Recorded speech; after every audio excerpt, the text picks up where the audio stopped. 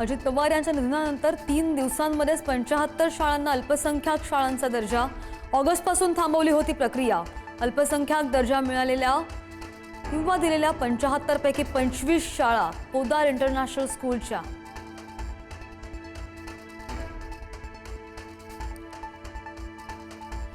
मंत्रालयामधील लाच प्रकरणातील झिरवाळ यांच्या खात्यामधील लिपिक राजेंद्र ढेरिंग यांच्या नाशिकच्या घरी झडती। एसीबीकडून महत्त्वाची कागदपत्र जप्त, चौकशीला वेग येण्याची शक्यता।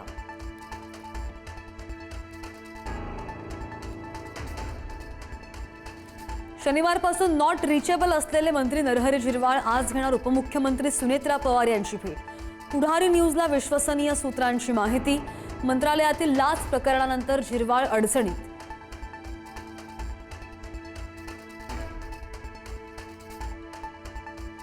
राष्ट्रवादीच्या आमदारांची आज संध्याकाळी मुंबईमध्ये बैठक।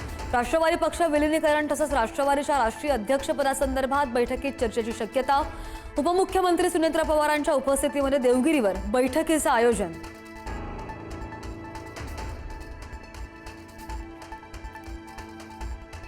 गणेश नाईकांना ठाकरेंच्या शिवसेनेमध्ये येण्याची राऊतांकडून ऑफर। गणेश नाईकांनी शिवसेनेत यावं, शिवसेनेत येऊन शिंदेंविरोधात लढावं, तुमचाच विजय होईल, राऊतांकडून नाईकांना प्रेमाचा सल्ला।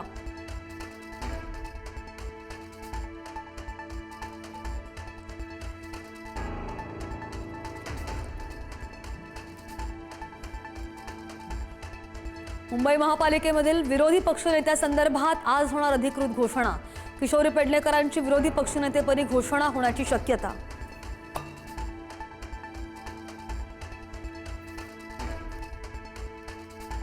कोकाटेंच्या शासकीय सदनिकांप्रकरणी आज होणारी सुनावणी पुढे ढकलली।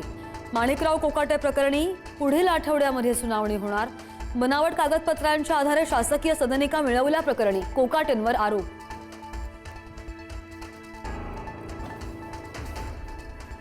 नाशिकमध्ये स्थायी समितीच्या सदस्यांची बिनविरोध निवड। मयुरी पवार यांना शिंदेंच्या शिवसेनेकडून संधी। अपक्ष मुकेश शहाणेंना अजित पवारांच्या राष्ट्रवादीकडून संधी।